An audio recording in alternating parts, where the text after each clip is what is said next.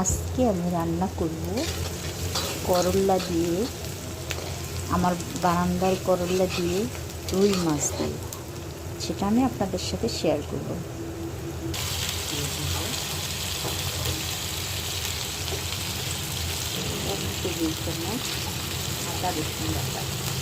আদা রসুন মেলানো বাটা দিয়ে দিলাম 1 চামচ। দিয়ে দিব 1 চামচ হলুদের গুঁড়া, মরিচের গুঁড়া, মিক্সড মশলা। দিয়ে দিব 1 মুঠো আলু কুচি। দিয়ে দিচ্ছি মাছটা কষিয়ে নিচ্ছি আলুর সাথে মশলার সাথে। আমার কষানো দিয়ে দিব পানি।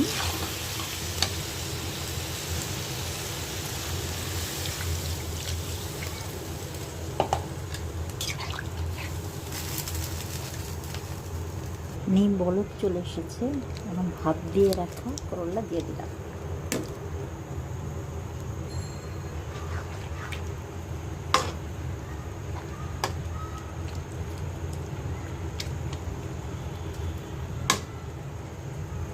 দিয়ে দিব কিউব করা টমেটো।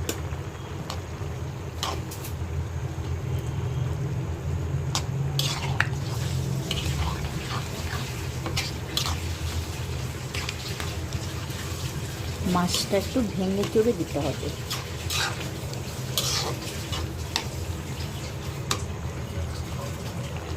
দিয়ে দিব ধনেপাতা। এভাবে খেয়ে দেখবেন, আসলেই অনেক টেস্ট হয়, খুবই টেস্ট হয়েছে। এই তরকারিটা করলা দিয়ে মাছ দিয়ে সুন্দর করে রান্না করলে অনেক মজা হয়।